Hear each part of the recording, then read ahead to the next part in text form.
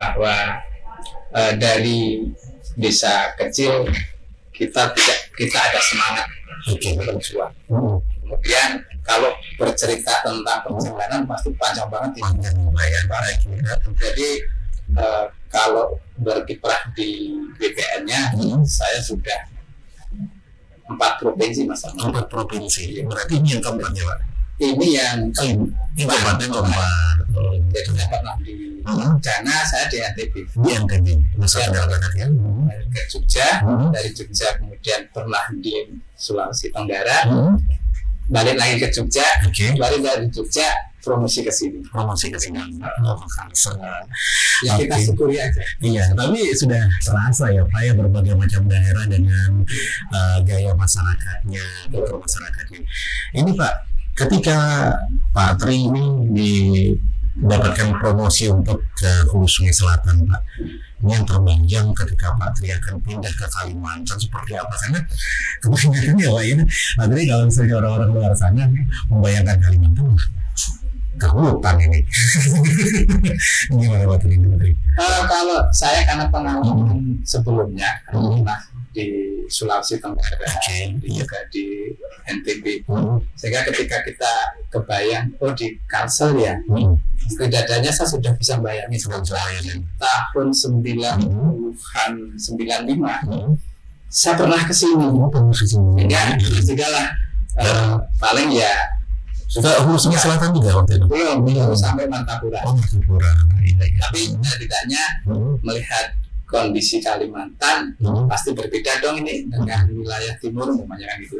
Nah, ketika saya masuk ke wilayah terutama ke wilayah Hulu ini, ternyata bagus juga, intinya kan gitu. Masyarakatnya bagus, sosial ekonominya juga termasuk bagus lah intinya itu. Iya, jadi walaupun waktu itu cuma sampai Martapura, tapi tidak asing lagi juga dengan Kalimantan yang sudah pernah didatangi juga ya Pak Tri. Nah Pak Tri, bagaimana Pak Tri beradaptasi Pak dengan kebiasaan di sini kan berbeda, kebiasaan di sana gitu dan kebiasaan kita di Kalimantan Selatan ini, bagaimana Pak pola adaptasi yang Bapak terapkan Pak, jadi bisa betah di sini kita sampai hampir 2 tahun ya di sini. Ya kalau alhamdulillah betul Pak. Jadi kalau melihat masyarakat di sini tidak jauh beda sama dengan di Jogja, sama dengan di Jogja. Hampir tidak ada perbedaan keakraban sama tetangga juga. Terus keberbaru terutama wilayah religiusnya luar biasa kan. Tetangga-tetangga pun kita sering diundang untuk pengajian. Nah ini membuat kami akrab, silaturahmi kami semakin erat intinya kan gitu. Iya. Nah, sudah mengenal profil Pak Tri. Ini Pak Tri kalau boleh tahu anak berapa Pak Tri ini? Apa semua ikut ke sini Pak, pindah ke sini atau masih di Jawa? Sementara kalau anak masih studi ya, masih studi. Ada 2. Yang satu yang pertama ini lanjut ke S2. Yang kedua Tri ini juga lagi studi semester 4 ini. Semester 4. Putri semua Pak? Cowok cewek. Oh cowok cewek. Oh iya. Ini ada penerus nanti Pak ya.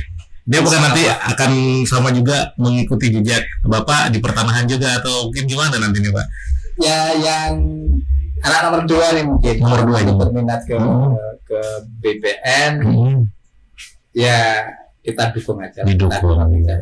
Yang penting kemauan dari dia sendiri Pak ya. Karena sesuai lah dengan studi yang diambil. Jalan.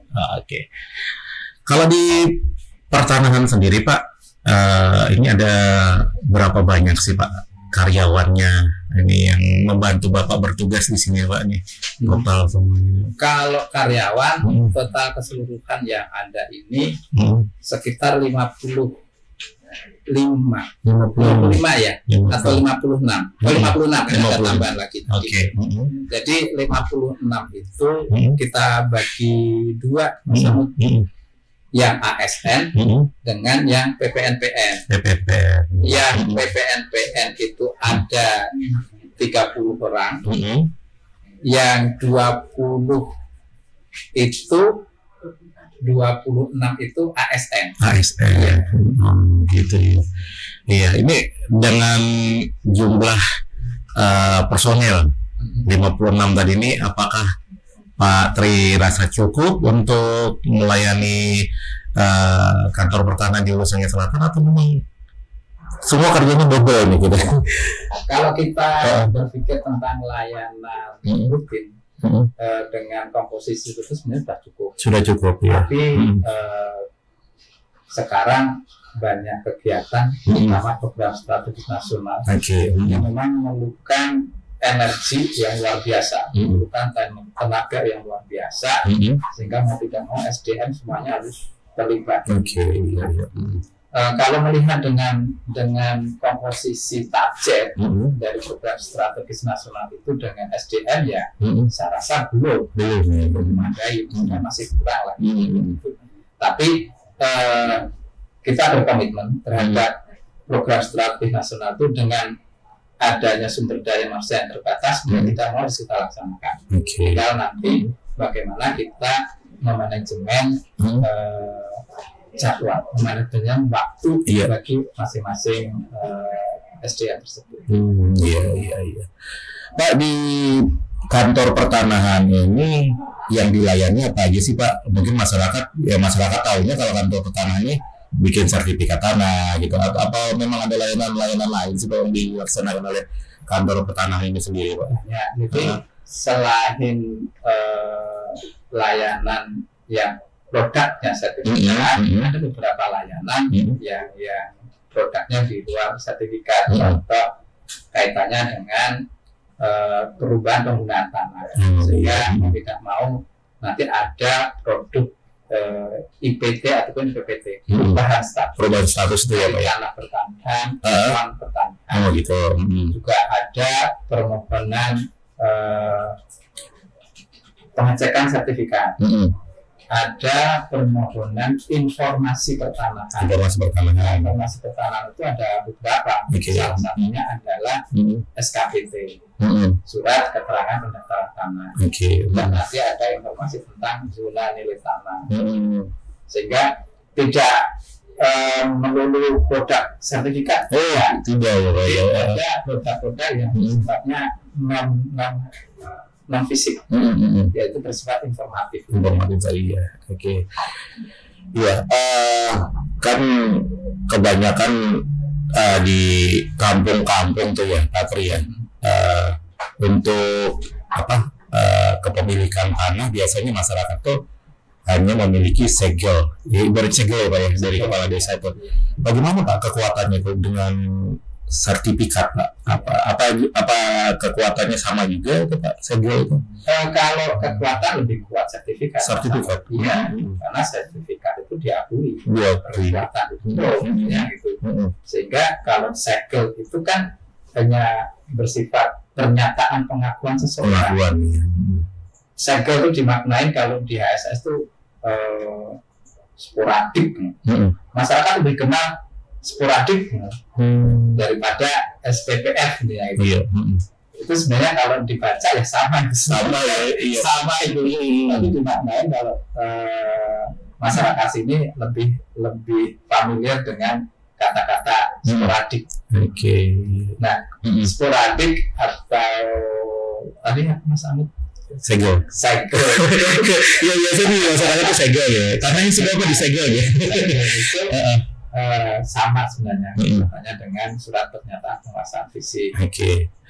Itu sebagai alas hak untuk proses pendaftaran pertama kali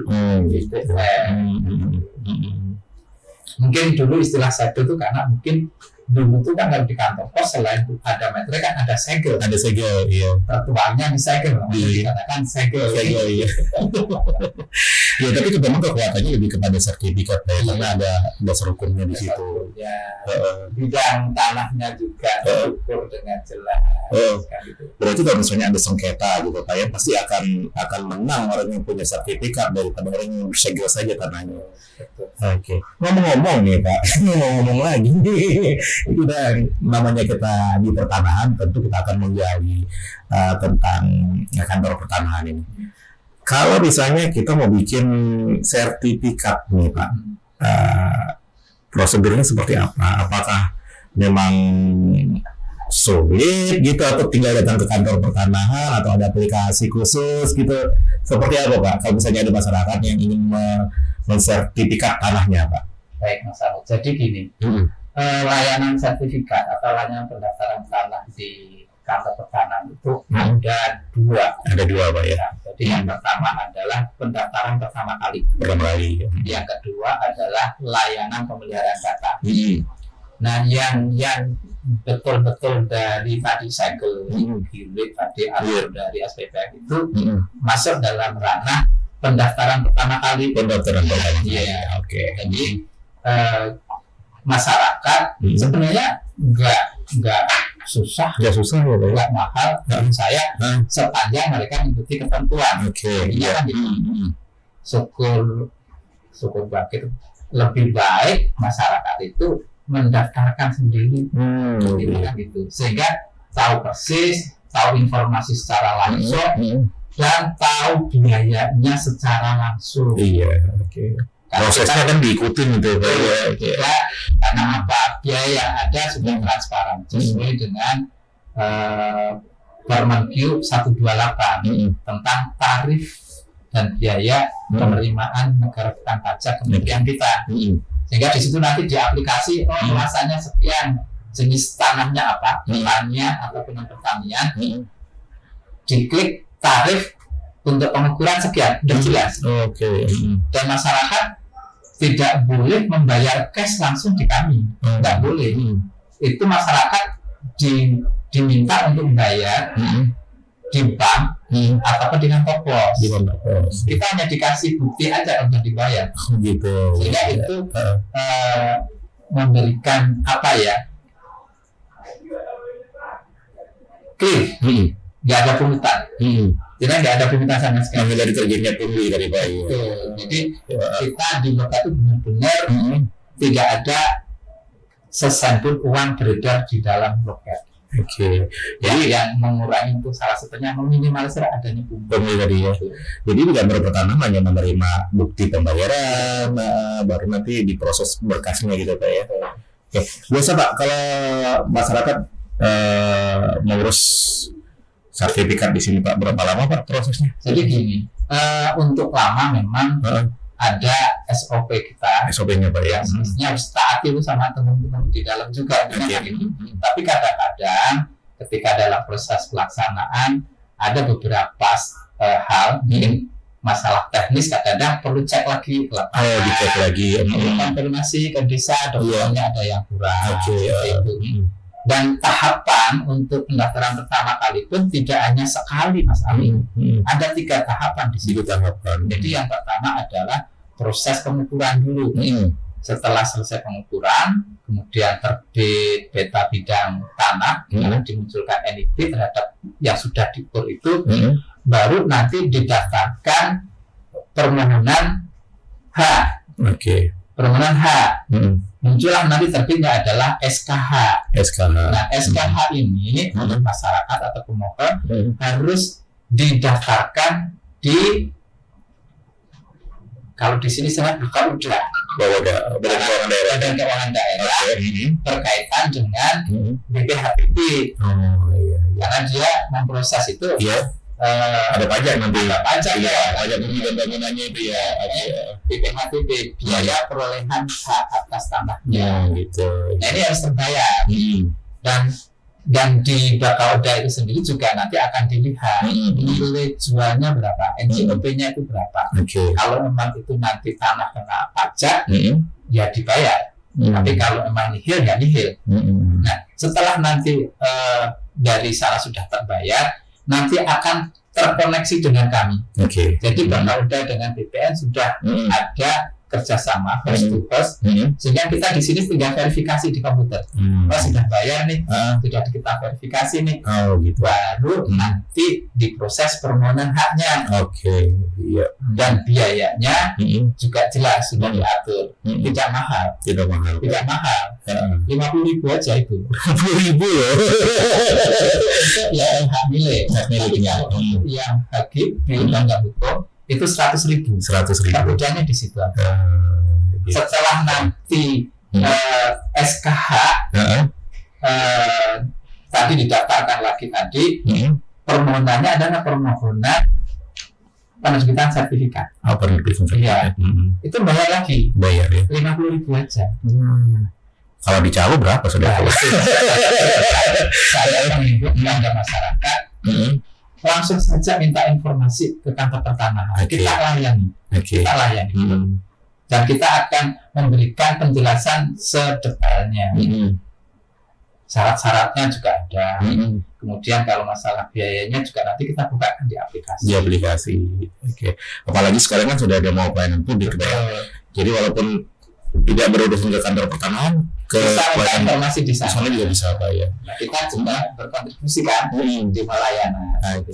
Jadi banyak kemudahan sih sebenarnya untuk masyarakat yang mau mensertifikat tanahnya. Terkadang juga ada seperti ini Pak, ketika orang ingin mensertifikat tanahnya. Tanah itu tanah warisan misalnya Pak. Nah itu bagaimana Pak? Kalau sistem dengan tanah warisan itu apakah memang ada persyaratan sendiri yang harus dilengkapi oleh si ahli waris untuk bisa merubah ke nama dia gitu Pak? Kaitan dengan waris ada dua hal di sini. Kalau memang pendaftaran pertama kali juga harus dibuktikan dengan perolehan tadi segel itu berasal dari mana? Kalau memang segel itu berasal dari waris, berarti akan ada dokumen-dokumen pendukungnya, intinya kan itu. Kalau itu sudah bersertifikat, jadi ada perbedaannya Mas Ahmad. Kalau sudah bersertifikat berarti proses permohonannya adalah ke ranah pemeliharaan data. Sehingga pemohon kalau yang sudah sertifikat memang syaratnya salah satunya adalah wajib untuk menyertakan surat pernyataan waris dan surat pernyataan bagi warisnya. Dan itu pun juga nanti perlu adanya verifikasi mengenai pajaknya di Bapeda kan itu. Itu aja sih. Itu aja, tapi juga harus lengkap loh. Tidak hanya SPPR, tapi dokumen pendukungnya tidak lengkap sama aja. Jadi memang harus dilengkapi juga Pak ya. Karena begini, antisipasi jangan sampai para pemohon atau para ahli waris itu juga menghilangkan salah satu atau beberapa ahli waris. Kan gitu. Menghindari perselisihan nantinya. Sehingga memang yang tertuang di dalam surat pernyataan warisan semuanya, seluruh ahli waris harus tanda tangan. Persetujuan ibaratnya. Baik, Bapak-Bapak dan juga pendengar yang saat sekarang masih terus mendengarkan Radio 1 FM Kandangan di 91,5 dan juga saat di negara di 87,6 serta di streaming Kiradio www.kiradiosumateraselatan.com dan juga bisa di-download aplikasinya di Play Store. Cukup menarik sekali podcast kita hari ini. Kita banyak mendapat informasi tentang layanan dari kantor pertanahan. Dan juga kita tadi sempat tanya-tanya profil tentang Pak Tri. Ternyata Pak Tri sudah hampir 2 tahun di sini. Nanti kita akan ngobrol-ngobrol lagi nih. Tentunya hampir 2 tahun lama. Sudah lama Pak ya. Ada gebrakan-gebrakan juga tentunya di sini. Nanti kita akan nanya apa-apa saja gebrakan dari Pak Tri juga di sini selama menjadi yang tertuanya ya, sebagai bapaknya di kantor pertanahan gitu ya. Kita jeda dulu menikmati yang berikut ini. Tetap sama-sama di podcast Podcast langsung dari kantor pertanahan Kabupaten Hulu Sungai Selatan. Mbak minum.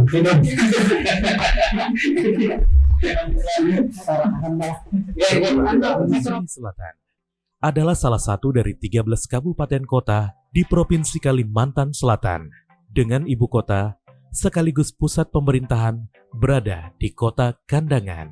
Secara geologis daerah ini terdiri dari pegunungan yang memanjang dari arah timur ke selatan.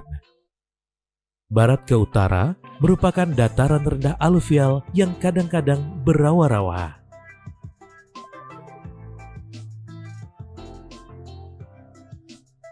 memiliki pesona alam dengan sederet wisatanya, tempat penuh dengan jejak sejarah perjuangan. Mayoritas penduduk di Kabupaten Hulu Sungai Selatan bermata pencarian di bidang pertanian, perdagangan, dan perikanan.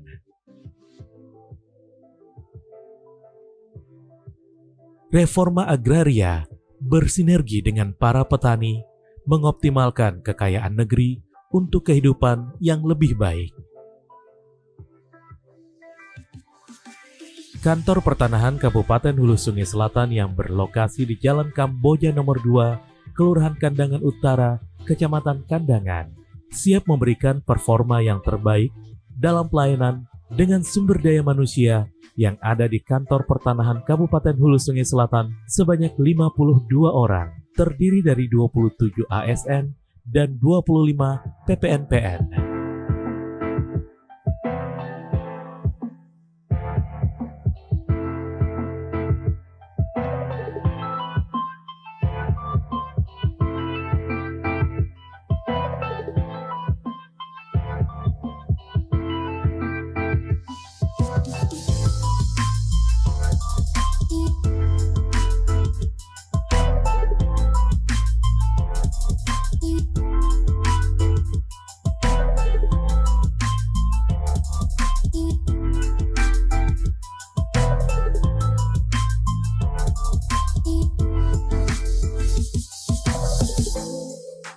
Assalamualaikum warahmatullahi wabarakatuh. Saya Triananto, Sarjana Sosial, Magister Hukum, Kepala Kantor Pertanahan Kabupaten Hulu Sungai Selatan. Kantor Pertanahan Kabupaten Hulu Sungai Selatan memiliki 52 pegawai yang terdiri dari 27 ASN dan 25 PPNPN. Ini sebagai ujung tombak pelayanan di Kantor Pertanahan Hulu Sungai Selatan dalam melakukan kegiatan baik program-program strategis nasional maupun pelayanan rutin yang kita lakukan. Program strategis nasional yang kita jalani di Kantor Pertanahan ini adalah pendaftaran tanah sistematis lengkap, yang ini sangat penting dan selalu kita sampaikan informasinya baik lewat media maupun di dalam umat-umat.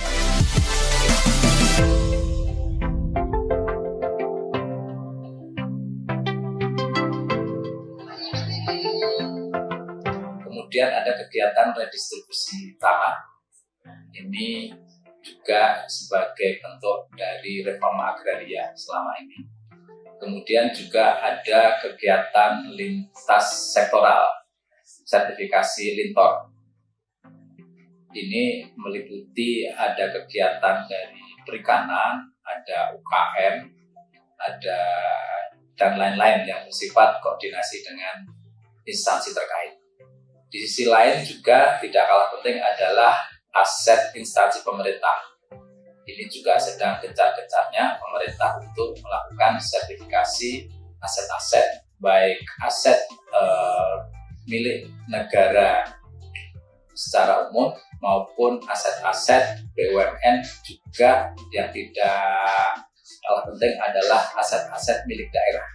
Ini juga sedang dilakukan sertifikasi.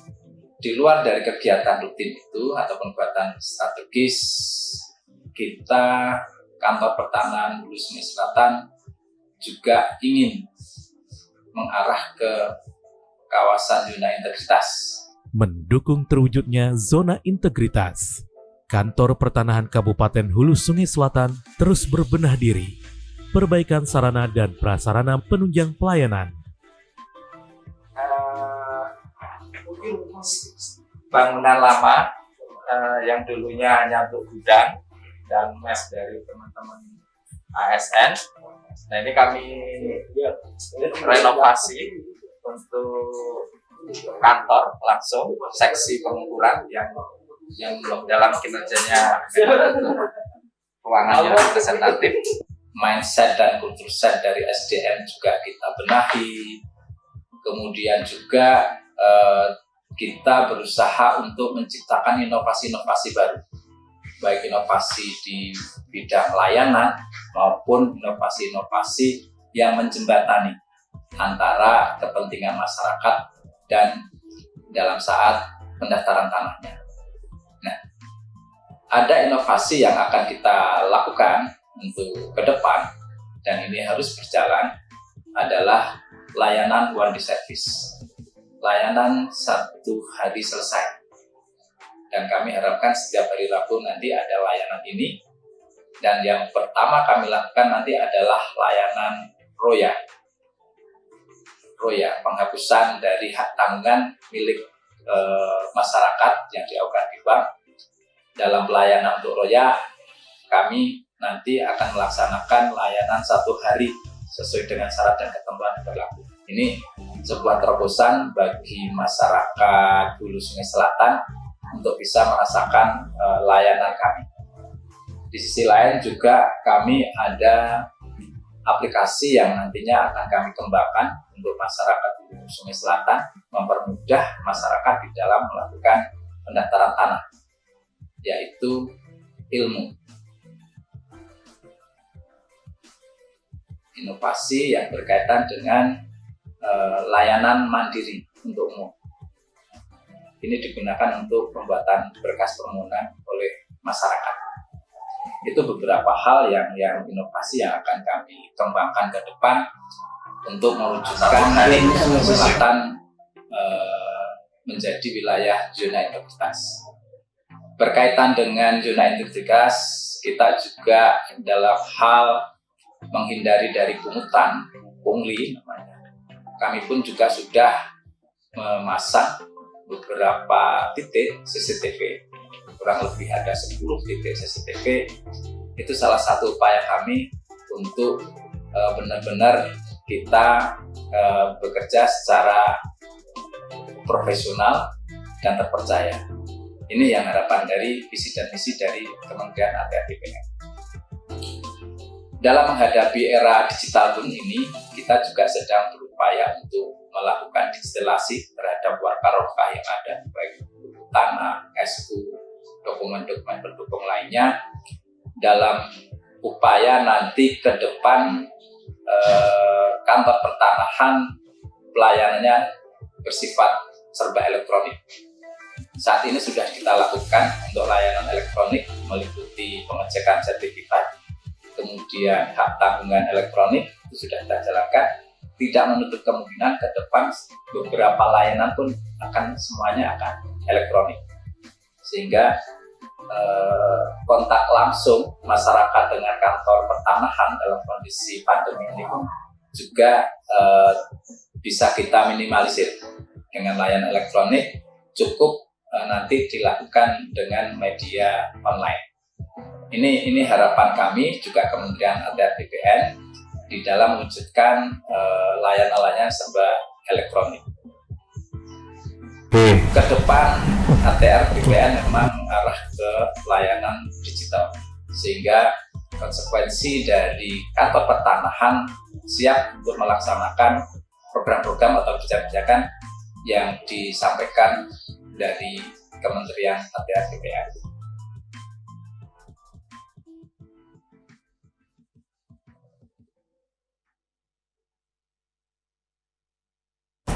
Baik pendengar dan juga pemirsa yang masih mendengarkan Podcast hari ini, kita langsung dari kantor pertanahan. Tadi sudah kita banyak menggali informasi tentang apa saja layanan di kantor pertanahan ini. Kemudian juga kita tadi juga sudah mengetahui profil kepala kantor pertanahan ini.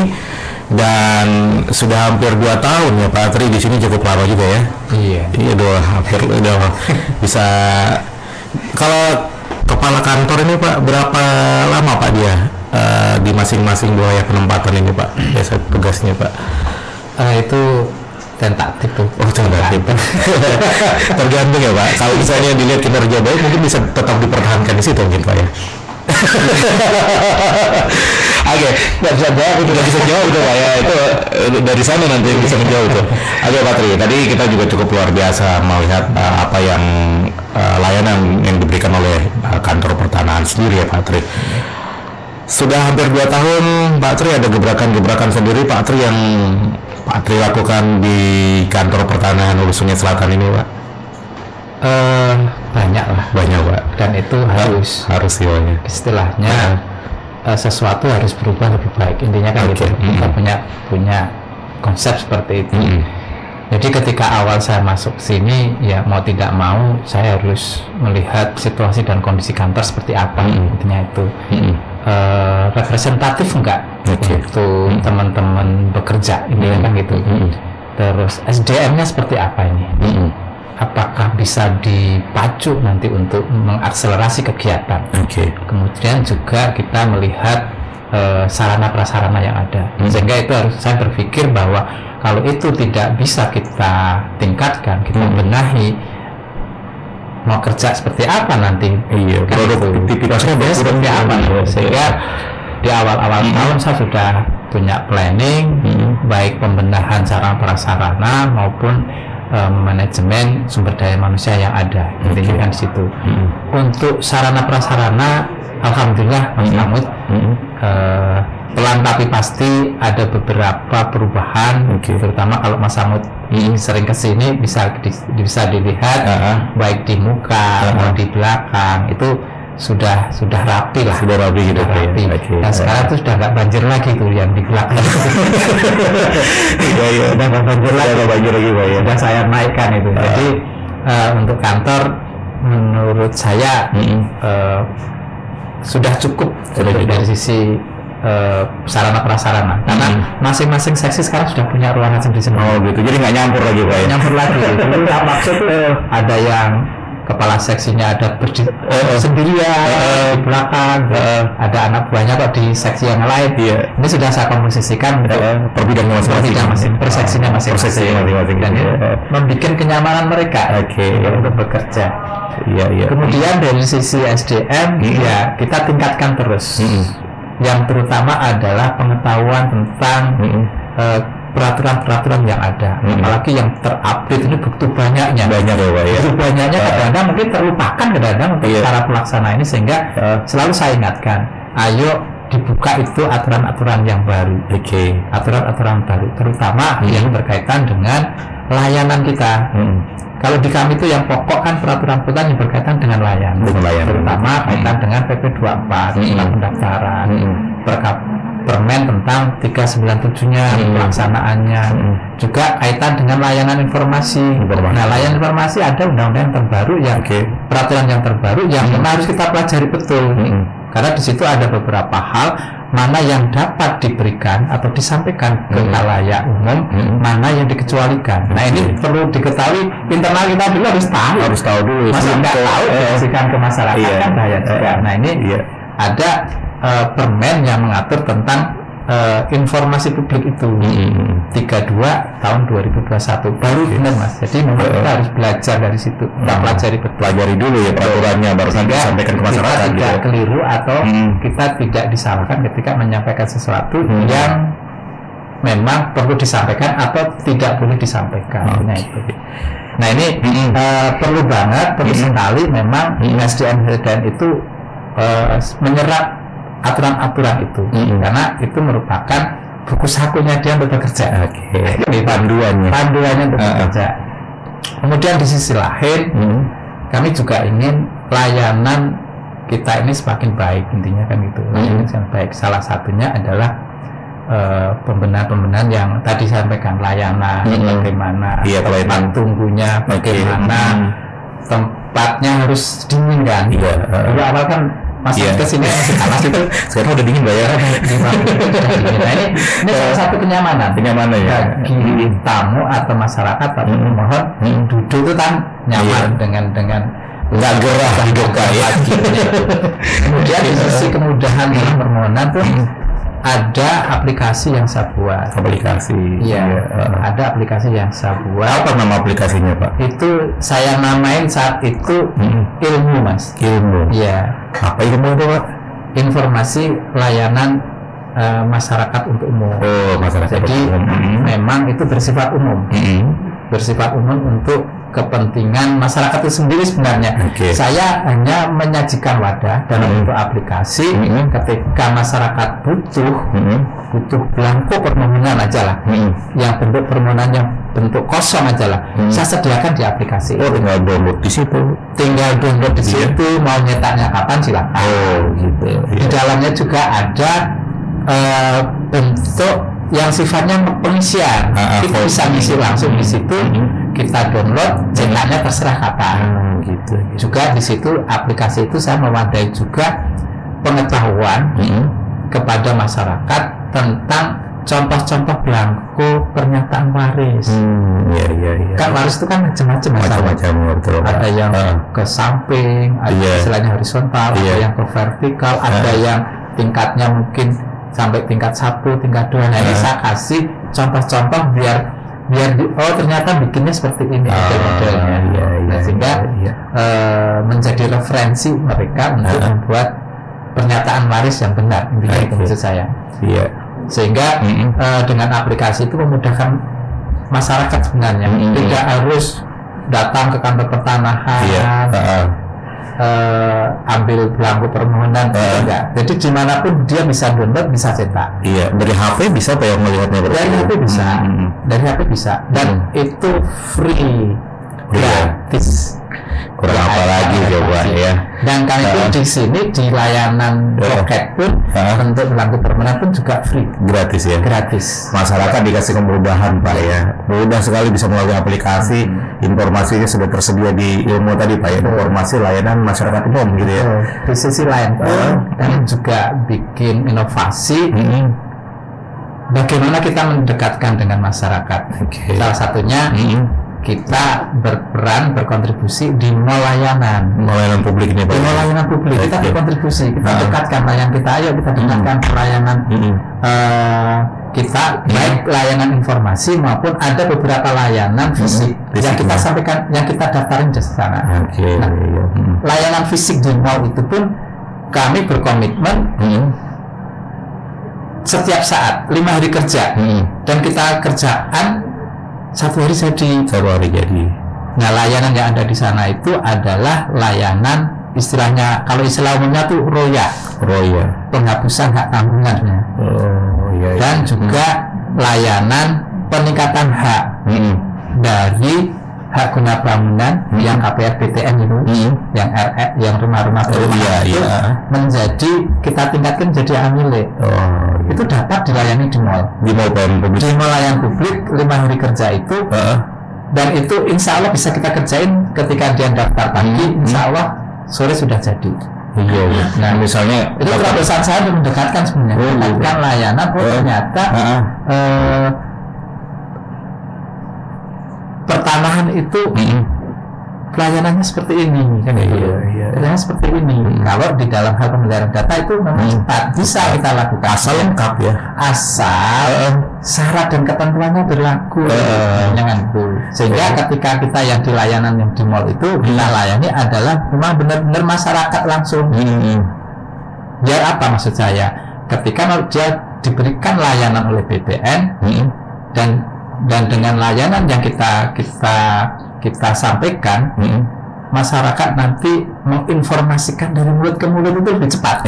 Kan itu lebih cepat. Oh, ternyata mudah nih, syaratnya mudah, biayanya juga jelas. Dan untuk layanan yang di mall itu biaya murah Mas Samud. Murah ya. Karena hanya 50.000 itu. 50.000. Royal 50.000. Peningkatan juga 50.000. Udah nggak ada yang lain. Yang lain nggak ada. Nah, itu maksud saya. Sehingga mindset saya, kenapa garda depan saya ada di mall segala itu, karena mall kan dia ada di pasar. Iya betul. Ke pasar misalnya berangkat pagi nih, urus pengurusan kepertanahan, kemudian ditinggal jalan-jalan dulu ke pasar, balik selesai gitu. Intinya maksud saya seperti itu. Jadi proses permohonan dilakukan di mall, kemudian dari mall setelah close, ada ketentuan waktu masalahnya. Iya, oke. Nanti jam-jam setengah 12 itu dokumen kita komunikasikan dengan kantor, kita masak di kantor. Kemudian sore itu dipersilakan untuk ngambil di loket aja, di lokasi. Ini kalau di mall sepertinya yang instansi lain pun juga sebenarnya rata-rata sudah tutup. Sudah tutup jam ya. Untuk menjaga keamanan juga kita himbau untuk masyarakat ngambil produknya ada di kantor pertanahan. Dan itu saya lakukan untuk di sana khusus 5 hari kerja. 5 hari kerja. Sedangkan yang layanan one day service untuk yang di layanan loket kami hanya hari Rabu, setiap hari Rabu aja. Karena untuk hari-hari yang lain teman-teman bisa melakukan aktivitas kegiatan yang lain. Itu. Pak Tri, ini kan saya lihat juga Pak, pertanahan ini kan juga ada melakukan pembinaan ya Pak terhadap wisata. Ini seperti apa Pak? Ini apa Pak hubungan pembinaan terhadap wisata? Ini kan saya lihat ada nih wisata yang di nyambung gitu. Iya, wisata di Rawa ini. Iya. Pertanahan punya peran juga di situ. Ini seperti apa mungkin bisa diceritakan kepada pendengar kita dan juga yang menyaksikan live streaming di radio hari ini Pak. Jadi peran BPOM itu tidak hanya produk sertifikat. Jadi pasca terbitnya sertifikat itu kita harus berpikir juga. Bagaimana cara memperdayakannya sertifikat itu? Bagaimana sertifikat itu produktif intinya kan? Nah kebetulan dengan program PPRA, GTRA ya, TORA itu, karena objek reforma agraria itu di tahun 2020 itu kita mencanangkan pilot project untuk kegiatan itu, itu. Nah, waktu itu kita alokasikan desa yang memang kegiatan reforma agraria itu ada. Kita tetapkan saat itu di Paharangan. Di Paharangan ya. Di Paharangan, Daha Utara. Bayangan saya kesini pun di mana itu? Ternyata ketika kita sudah terbiasa ke sana dekat juga. Nah, Paharangan itu ada potensi yang luar biasa yang harus kita kemas, kita explore namanya, kita explore. Nah itu tidak instan Mas Ahmad, tidak instan. Kita bangun hampir dari 2020 sampai dengan 2021 itu baru proses kembang ya, baru proses berkembangnya intinya itu. Ini sudah mulai tanda-tanda dinikmatin sekarang kan. Surabaya kok bahkan dari luar Hulu Sungai Selatan juga rela untuk melihat gitu Pak. Jadi konsep pilot project itu malah justru yang mendatangkan Kabupati. SK-nya Kabupati sehingga kami intent berkolaborasi dengan pemerintah daerah, juga dengan perangkat desa yang merupakan itu ujung tombak kesuksesan. Tanpa ada mereka itu pastilah impossible berhasil. Maksud saya itu. Jadi kebetulan di tahun 2021 masih ada kegiatan yang berkaitan dengan akses reformnya itu. Nah ini nyambung nyambung sehingga kami di dalam kegiatan pemberdayaan itu ada namanya field staff. Kita merekrut field staff. Nah, field staff itulah yang menggodok, mendesain desa yang sudah saya tetapkan jadi pilot project mau dibuat apa itu kayak gitu. Yang potensi wisatanya ada, desainnya seperti apa, konsepnya seperti apa. Itu bikin kayak proposal Mas Ahmad. Jadi pembiayaannya seperti apa nanti, konsepnya pinjem bank nggak atau modal sendiri nggak, itu harus dipikirkan betul. Kemudian juga mengidentifikasi jumlah potensi sehingga nanti bisa nggak merekrut mereka semua untuk berkontribusi di dalam konsep desa wisata itu. Desa wisata kan tanpa didukung masyarakat juga nggak bisa jalan. Karena desa wisata itu didukung betul, harus didukung betul oleh masyarakat itu, harus care, harus welcome betul dengan orang-orang yang pengen berkunjung ke lokasi. Nah ini Wetkawa. Wetkawa itu sesuatu yang unik namanya kan itu. Ternyata ada singkatannya itu kan itu. Wisata edukasi kan itu. Wisata edukasi padi ya nggak salah ya. Padi itu dan Kerbau Rawa. intinya itu ide teman-teman di sana lah gitu. Dan ternyata keren lah gitu. Iya Pak, keren, cukup menarik ya. Ternyata keren, dan dari hasil Vestap itu memang disemangati betul, diniati betul oleh teman-teman yang di desa, terutama pemuda-pemuda desa itu. Oke, ini kita ciptakan yang lebih baik daripada dari apa yang ada sekarang, Ditingkatkan lagi. Sehingga ada konsep Wetkala tadi, wisata untuk padi juga wisata untuk kerbau rawa. Karena di sana memang ada 2 musim nantinya, musim air dan musim rawanya. Juga pas musim nanti tanam padi. Nah, ini konsep itu.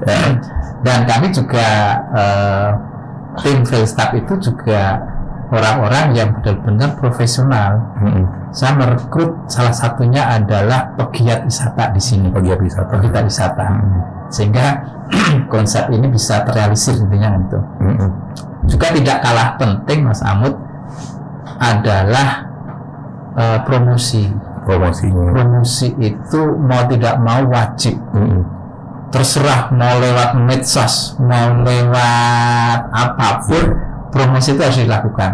Yang penting explore dulu, orang tahu dulu, explore lewat medsos dulu. Nanti pasti akan penasaran. Ternyata terbukti. Dan sesuatu yang luar biasa saat itu Pak Bupati beserta rombongan, juga termasuk Pak Wagub itu berkenan untuk melaunching biasa itu kan, itu kan luar biasa. Nah, ini sesuatu yang buat kami alhamdulillah bisa berjalan dengan baik. Bukan sukses ya, kesuksesan itu nanti terukur sekian tahun, karena ini masih dalam progres. Intinya itu masih dalam progres untuk dia berusaha untuk lebih baik lagi, biar stabil dulu. Kan wisata itu kan kayak bisnis, kalau dikelola dengan baik dia akan. Ketika manajemen dikelola baik dan selalu berinovasi, apa yang harus saya tampilkan, apa yang harus saya rubah setiap saat, itulah nanti akan maju. Tapi kalau stagnan gitu-gitu aja, wisata pengunjungnya pasti juga ada gitu aja kok, nggak ada perubahan, nggak ada inovasi. Sehingga walaupun sudah berjalan Mas Mahmud, tapi kantor pertahanan masih memonitor. Ada pendampingan terus Pak ya? Iya, pendampingan agar ini berjalan. Dan ini nanti sepertinya mau dibentuk badan hukum itu. Ada badan hukumnya. Badan hukumnya, biar benar-benar profesional itu pengelolaannya. Ini kan juga sama saja juga menciptakan mata pencaharian baru bagi masyarakat di sana Pak ya. Nah, sekarang sudah terbukti Mas. Sudah terbukti Pak ya. Lapangan kerja terbuka loh Mas. Terbuka di sini.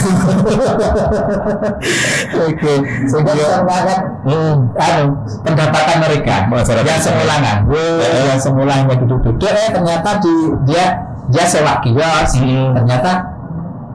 ternyata sewanya hanya sekian, pendapatannya lebih banyak, sehingga itu bisa meningkatkan kesejahteraan mereka. Yang semula tidak bikin kios karena jalurnya karena itu wisata di situ, buka kios, laku juga intinya kan gitu. Dari tempat yang sebelumnya tidak dilirik orang, jadi didatangi bahkan dari luar daerah datang ke sana Pak ya. Itu juga bekerja sama dengan beberapa pihak. Untuk area parkir pun juga kerjasama dengan pihak masjid lah. Pasti itu ada kontribusi yang sudah disepakati intinya itu. Pak, ke depan sendiri Pak, tadi kan sudah memotivasi juga membukakan jalan bagi masyarakat di sana dengan dibukanya wisata baru ya, wisata edukasi padi rawa dan padi terus dan kerbau rawa gitu ya. Kerbau rawa. Ke depan Pak, selain melakukan pendampingan ini kan memang perlu ada supaya tadi yang seperti Bapak bilang berkembang dan terus berkembang. Apalagi Pak yang nanti akan dilakukan oleh kantor pertanahan juga terhadap apa yang sudah dirintis ini Pak?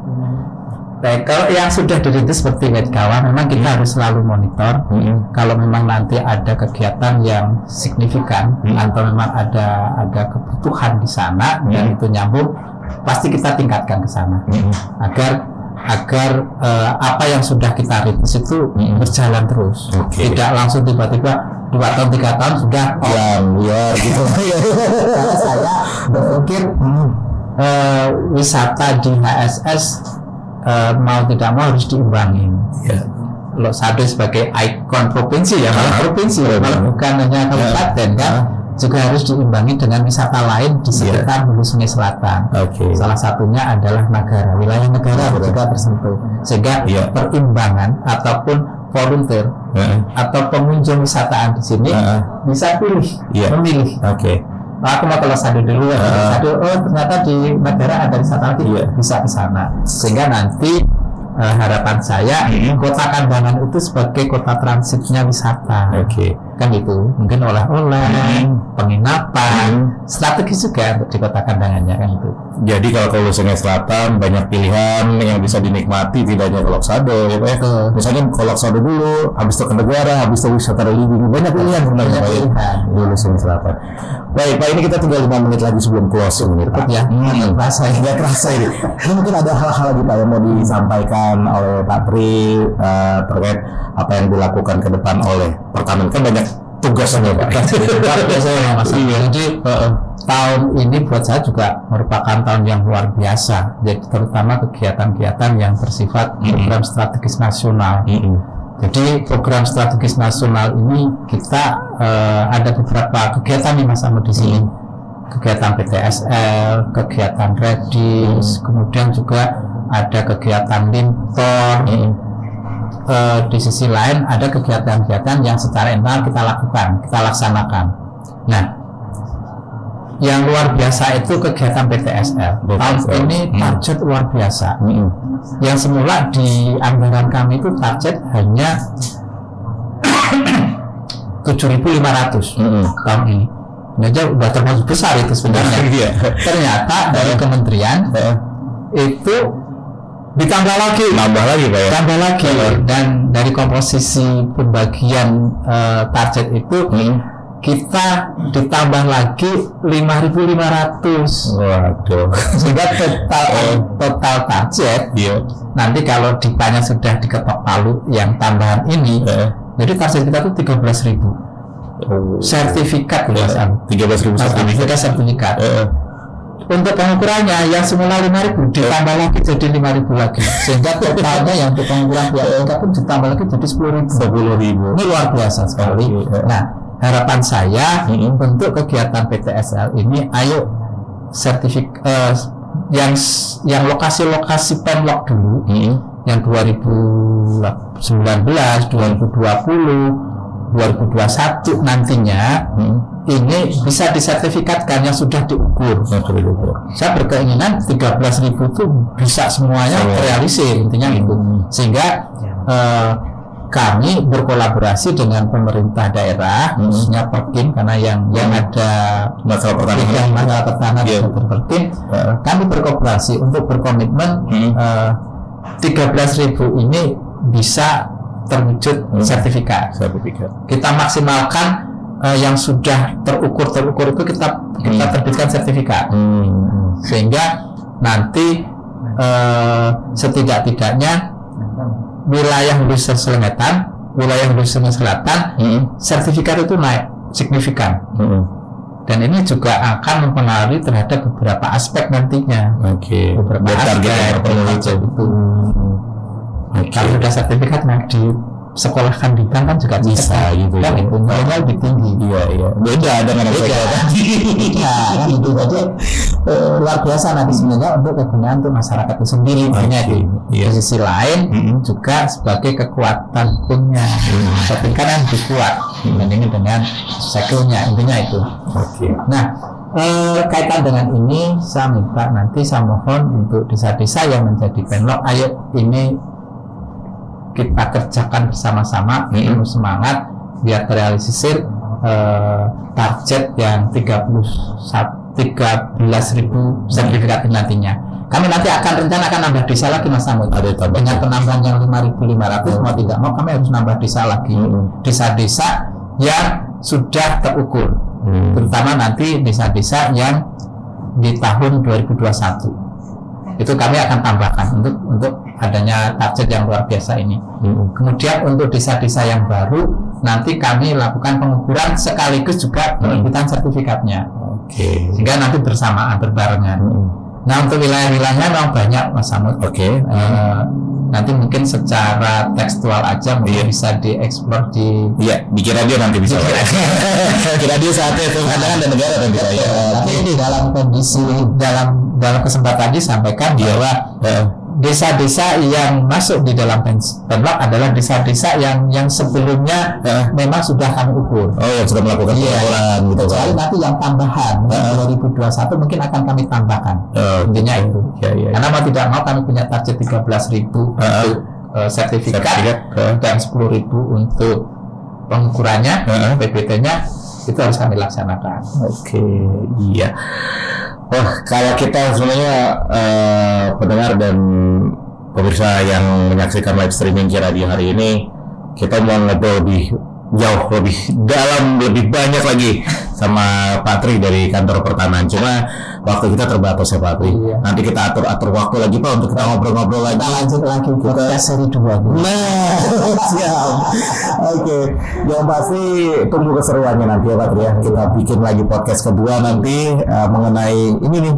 Target sertifikat tanah ini nanti akan kita informasikan juga di mana-mana wilayahnya nanti Pak. Lalu nanti kita juga bisa berkolaborasi dengan Pemda.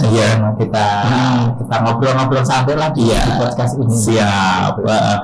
Baik, Pak Tri, terima kasih Pak Tri, kami sudah diterima di kantor Pak Tri. Hari ini kita bisa live di sini dan yang pasti mudah-mudahan dari obrolan kita selama 1 jam ini banyak hal juga yang bisa didapatkan oleh pendengar dan pemirsa kita hari ini. Baik, sahabat King dan pendengar Saat FM Kandangan dan Saat FM Negara, demikian podcast kita. Podcast hari ini bukan sekedar obrolan, karena obrolan kita obrolan yang bermanfaat untuk yang mendengarkan dan menyaksikan. Saya Ahmad Alamsah yang hari ini juga ditemani langsung oleh Pak Tri. Ya, kalau di Facebook Pak TH Pak ya.